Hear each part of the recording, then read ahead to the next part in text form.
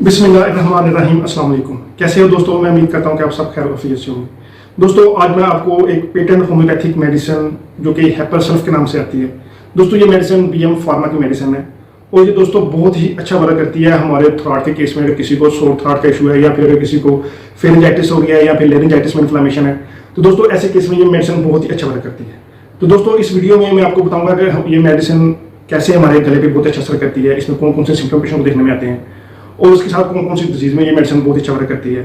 और उसके बाद मैं आपको इस मेडिसिन की एमआरपी बताऊंगा और उस मेडिसिन को लेने का तरीका बताऊंगा और इस मेडिसिन की कंपोजिशन के बारे में बताऊंगा कि कौन कौन सी मेडिसिन जो है ना इस कंपोजिशन में डली हुई हैं और वो कैसे हमारे सोर थ्रॉट को या बार बार जिनको ट्रांसलाइटिस का इशू देखने में आता है, तो ऐसे तमाम केसेस में ये मेडिसिन बहुत ही अच्छा वर्क करती है। तो दोस्तों, ये तमाम इन्फॉर्मेशन मैं आपको इस वीडियो में बताऊंगा। तो मेरी आप सबसे गुजारिश है कि वीडियो को एंड तक लाजमी देखें। मैं डॉक्टर उमर और आपको अपने चैनल होम्योटेक में खुशामदीद कहता हूँ। तो ये एक पेटेंट होम्योपैथिक मेडिसिन है जो कि बीएम फार्मा की मेडिसिन है, जो कि हेपरसल्फ के नाम से जो है ना वो आती है। दोस्तों, ये मेडिसिन बहुत ही अच्छा वर्क करती है थ्रॉट के केस में। ये मैं आपको सारे पे पिक लगा दूंगा, आप देख रहे होंगे।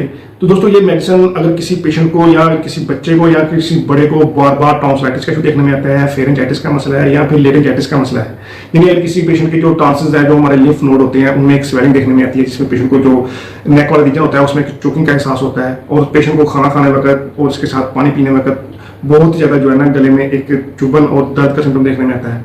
और उसके साथ दोस्तों, किसी पेशेंट को या बच्चे को या बड़े को फेरिंजाइटिस का मसला है, यानी जो नेक वाला रीजन है इस पर बहुत ज़्यादा शदीद शार्प कटिंग पेन है, जिससे पेशेंट बहुत ज़्यादा अनइजीनेस जो है वो फील करता है। और उसके साथ दोस्तों, किसी को लेरिंजाइटिस का इशू है, यानी अगर किसी के लेरिंग्स में इन्फ्लेमेशन है जिसकी वजह से पेशेंट की जो आवाज़ है वो बैठ जाती है और उसके साथ पेशेंट को खाना खाते वक्त या पानी पीते वक्त बहुत ज़्यादा जो गले में इरिटेशन होती है, एक पेन का सिम्टम देखने में आता है, पेशेंट को खाना स्वेल करने में जो है ना एक दिक्कत देखने में आती है। और दोस्तों, ऐसे भी ये जो थ्रॉट का इशू है पेशेंट को, जो बच्चों को अक्सर औकात रेनी सीजन में या फिर जब बहुत सर्दी हो तो नज़ला जुकाम बुखार का सिम्टम जो है ना वो देखने में आता है, जिनको बच्चे बहुत ज़्यादा जिनका इम्यून सिस्टम अभी डेवलप नहीं होता। दोस्तों, जैसे ही थोड़ा सा भी बाहर का मौसम जो है ना वो ठंडा होता है रेनी सीजन में या बरसात के मौसम में, या जिसमें बाहर थोड़ी सी नमी होती है, तो जो बच्चा होता है वो बहुत ज़्यादा हसास होता है, यानी उसका जो इम्यून सिस्टम अभी डेवलप नहीं होता। तो दोस्तों, वो बहुत जल्दी जो है ना उसको सोर थ्रॉट का इशू जो है ना वो देखने में आता है और उसके साथ पेशेंट को एक हल्की कफ जो है ना उसका सिम्टम देखने में आता है और साथ ही पेशेंट का जो जिस्म है या बच्चे का जो बॉडी होती है उसमें एक हल्का सा फीवर्स जो है ना कंडीशन वो देखने में आती है। तो दोस्तों, ऐसे केस में भी ये मेडिसिन बहुत ही अच्छा वर्क करती है। और उसके साथ दोस्तों, जो थ्रॉट होता है, जो गला होता है, उसमें एक रेडनेस देखने में आती है, एक पेन का सिम्टम देखने में आता है और उसके साथ एक स्वेलिंग जो है ना वो देखने में आती है और उसके साथ ही जो उसके फंक्शन होते हैं उसकी जो एक कमी जो है ना वो देखने में आती है। ये मेडिसिन बहुत ही अच्छा वर्क करती है थ्रॉट के केस में। और दोस्तों, उसके साथ ये मेडिसिन कौंजी के केस में भी ये मेडिसिन बहुत ही अच्छा वर्क करती है। दोस्तों, कौंजी एक ऐसी कंडीशन होती है जिसमें जो बच्चा होता है उसको बार बार क्रोनिक जो है ना टॉन्सिलाइटिस का इशू जो है ना वो देखने में आता है। और दोस्तों, क्रोनिक टॉन्सिलाइटिस की वजह से जो पेशेंट के जो टॉन्सिल्स होते हैं उसमें एक बलगम की या स्पूटम की फॉर्मेशन जो है ना वो देखने में आती है। तो दोस्तों, अगर किसी के टॉन्सिलाइटिस के केस में जो एक स्पूटम की फॉर्मेशन है वो टॉन्सिल्स में जो है ना वो कलेक्ट होगी हो तो उसको टॉन्सिल स्टोन भी कहते हैं। तो दोस्तों, अगर किसी के गले में इस तरह का सिम्टम देखने में आता हो, इसको कंडीशन को हम क्योंजी कहते हैं, तो दोस्तों ऐसे केस में भी ये मेडिसिन बहुत ही अच्छा वर्क करती है। और उसके साथ पेशेंट को गले वाले रीजन पे इरिटेशन की वजह से जो है ना एक ड्राई कफ का सिम्टम देखने में आता है और उसके साथ पेशेंट को जो नेक वाला रीजन है, जो थ्रॉट वाला रीजन है, उसमें एक जलन का सिम्टम देखने में आता है और उसके साथ पेशेंट को एक हल्का सा फीवरिश कंडीशन जो है ना उसका सिम्टम देखने में आता है और पेशेंट बहुत ज़्यादा चिलनेस जो है ना वो ठंडापन जो है ना वो खुद को महसूस करता है। तो दोस्तों, ये एक बहुत ही आम जो ना इशू है जो कि बच्चों में भी अक्सर औकात सिम्टम जो है ना वो देखने में आते हैं। और उसके साथ दोस्तों, जो हमारे बुजुर्ग होते हैं जिनकी जो इम्यून सिस्टम है वो कमज़ोर पड़ जाता है with the passage of age. तो दोस्तों, वे एज के साथ अगर किसी को कमजोरी है और कमजोरी की वजह से अगर किसी बड़े को बार बार थ्रॉट का इशू देखने में आता है और उनको खाना खाते वक्त एक दर्द का सिम्टम देखने में आता है या फिर उनकी आवाज़ बैठ जाती है या फिर गले के पीछे जो नेक वाला रीजन है उसमें शदीद कटिंग पेन का सिम्टम देखने में आता है, तो दोस्तों ऐसे केस में भी ये मेडिसिन जो कि बीएम फार्मा की हेपरसल्फ के नाम से आती है, ये नंबर 1 ड्रॉप है। तो दोस्तों, ऐसे केस में ये मेडिसिन बहुत ही अच्छा वर्क करती है। तो दोस्तों, ये मेरे हाथ में जो है ना एक बीएम फार्मा का ड्रॉप नंबर 1 है। तो सबसे पहले मैं इसकी अनबॉक्सिंग करता हूँ। तो सबसे पहले देखता हूँ इसमें कौन क्या चीज़ है और इसके कौन कौन सी कंपोजिशन है जो कि बहुत अच्छे तरीके से पेशेंट को जो सोर थ्रॉट का इशू है या फिर लेरिंजाइटिस का या फिर फेरिंजाइटिस का है, तो ऐसे केस में बहुत ही अच्छा वर्क करती है। तो दोस्तों, इसमें एक 30 ml का जो है ना वो ड्रॉपर है जो कि इसमें मेडिसिन है जो कि आप इस्तेमाल कर सकते हैं फेरिंजाइटिस के केस में, लेरिंजाइटिस के केस में। और उसके बाद दोस्तों, इसमें एक लीफलेट्स है जिसमें इसकी जो है ना कंपोजिशन के बारे में ऐड किया गया है या फिर इसमें इसको डोजेस जो है ना वो बताई गई हैं कैसे आपने ये जो मेडिसिन आपने इस्तेमाल करनी है। तो दोस्तों, अब मैं आपको इसकी कंपोजिशन के बारे में बताता हूँ कौन कौन सी कंपोजिशन में इसकी जो मेडिसिन डली हुई हैं जो कि बहुत ही अच्छा वर्क करती हैं सोर थ्रॉट के केस में। तो दोस्तों सबसे जो पहली मेडिसिन इस कंपोजिशन में डली हुई है वो है एपिस मेलिफिका। दोस्तों एपिस मेलिफिका होम्योपैथी में बहुत ही अच्छा वर्क करती है अक्यूट इन्फ्लेमेशन के केस में और क्रॉनिक इन्फ्लेमेशन के केस में। यानी दोस्तों ये इन्फ्लेमेशन की बहुत ही अहम रेमेडी है। दोस्तों अगर ये एक जो शॉर्ट थ्रोट का इशू है, ये इन्फ्लेमेशन बहुत ही अक्यूट होती है जिसमें पेशेंट को हल्का सा फीवर्स कंडीशन देखने में आती है और उसके साथ गले में चोकिंग का एहसास होता है और खाना निकलने में दिक्कत होती है।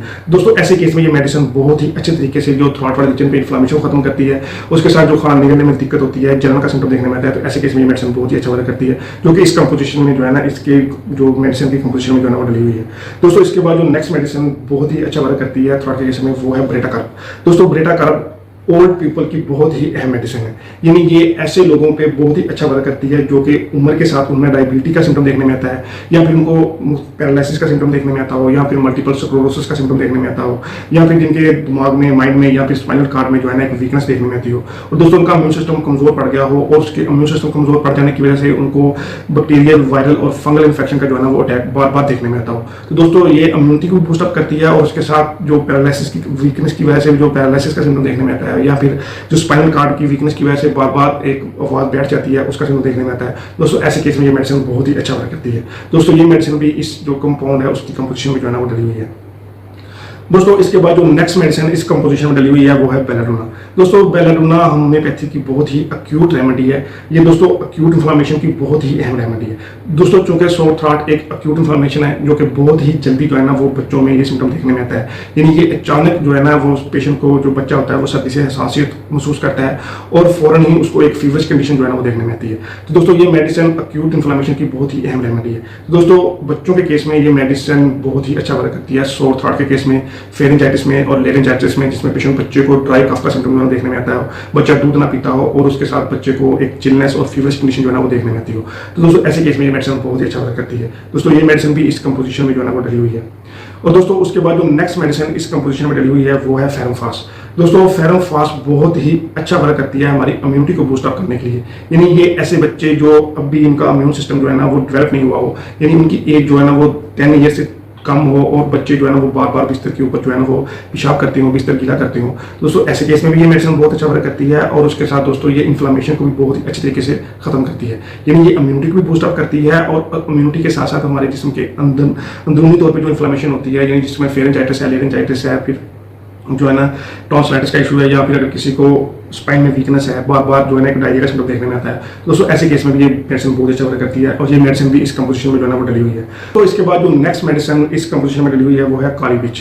दोस्तों ये काली बाइक्रोम मेडिसिन बहुत ही अच्छा वर्क करती है हमारे लंग्स की म्यूकस मेम्ब्रेन के ऊपर, हमारी लिवर की म्यूकस मेम्ब्रेन के ऊपर, उसके साथ हमारी जो हार्ट होता है उसकी म्यूकस मेम्ब्रेन के ऊपर, और उसके साथ दोस्तों जो पेशेंट होता है उसकी जो एब्डोमिनल रीजन की जो म्यूकस मेम्ब्रेन के ऊपर बहुत ही अच्छा वर्क करती है।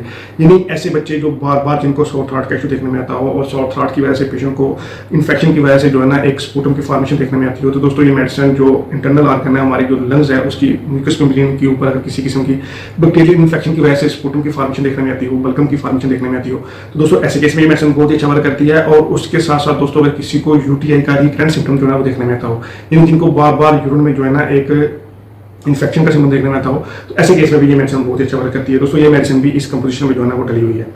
और दोस्तों इसके बाद जो नेक्स्ट मेडिसिन इस कंपोजिशन में डली हुई है वो है मर्कसाल।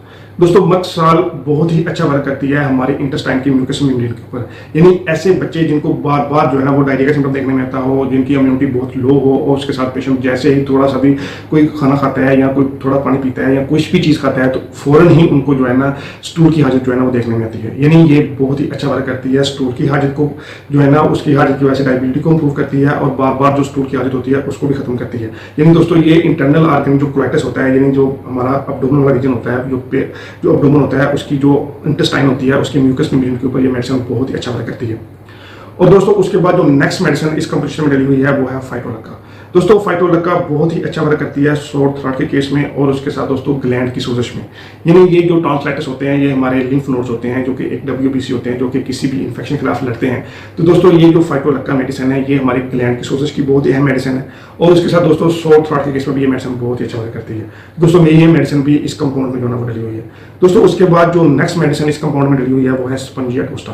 दोस्तों स्पंजिया टोस्टा बहुत ही अच्छा वर्क करती है ऐसे केस में जिसमें पेशेंट को ड्राई कफ जो है ना वो बार बार सिम्टम देखने में आता हो, यानी जिसको बार्किंग कफ कहते हैं, जिसे हुक्के वाली खांसी भी कहते हैं। यानी बच्चा बहुत ज़्यादा जो है ना रेस्टलेस देखने में आता है, उसको बहुत शदीद खुशक खांसी जो है ना उसका सिम्टम देखने में आता है। दोस्तों ऐसे केस में ये मेडिसिन बहुत ही अच्छा वर्क करती है। एक बीएम फार्मा की नंबर 1 हैपर सल्फ जो है ना वो कंपाउंड है, जो कि सोर थ्रोट के केस में, फेरेंजाइटिस के केस में, लेरिंजाइटिस के केस में, और उसके साथ दोस्तों जो थ्रोट के बहुत ज़्यादा इरिटेशन देखने में आती हो, आवाज़ बैठ जाती हो और बार बार बच्चे को या फिर बड़े को जो है ना गले में एक चोकिंग का एहसास सिम्टम देखने में आता हो, कोई चीज़ खाने से उसको इरिटेशन जो है ना वो देखने में आती हो, दोस्तों ऐसे केस में ये मेडिसिन बहुत अच्छा वर्क करती है। तो दोस्तों अब मैं आपको इस मेडिसिन की एमआरपी के बारे में बताता हूँ और इस मेडिसिन को जो है ना वो लेने का तरीका बताता हूँ। तो दोस्तों सबसे पहले आपने इस मेडिसिन को जो है ना वो ओपन कर लेना है और उसके बाद आपने इस मेडिसिन को डायरेक्ट टंग पे जो है ना वो इस्तेमाल कर लेना है। दोस्तों अगर किसी छोटे को इस तरह के सिम्टम है तो वो आपने इस मेडिसिन को जो है ना वो 10 ड्रॉप्स या फिर 8 ड्रॉप जो है ना वो सुबह दोपहर शाम जो है ना वो इस्तेमाल कर लेने हैं। और अगर किसी बड़े को इस तरह के सिम्टम है तो वो आपने 15 ड्रॉप या फिर 20 ड्रॉप जो है ना वो सुबह दोपहर शाम जो है ना वो इस्तेमाल कर लेने हैं। और दोस्तों जैसे ही थोड़ा सा अफाका मालूम होता है या महसूस होता है तो आप इसकी जो दौरानिया है उसको आप लंबा कर सकते हैं। यानी आप पहले 3 टाइम ले रहे हैं फिर आप 2 टाइम जो है ना वो आप लेना स्टार्ट कर दें। तो दोस्तों इस मेडिसिन की जो एमआरपी है वो 190 है, ये बहुत ही चीप प्राइस है। दोस्तों ये बहुत ही अच्छा वर्क करती है फेरेंजाइटिस में, टॉन्सिलाइटिस में और इसके साथ लेरिंजाइटिस के केस में। दोस्तों मैं उम्मीद करता हूँ कि आपको ये वीडियो पसंद आएगी। मेरी आप सबसे गुजारिश है कि वीडियो को शेयर करें, चैनल को सब्सक्राइब करें और बेल आइकन लाजमी दबाएं। दोस्तों अगर किसी की कोई क्वेरी है तो वो नीचे मेरे डिस्क्रिप्शन में दिए गए नंबर पर मैसेज कर सकते हैं। थैंक यू, अल्लाह हाफिज़।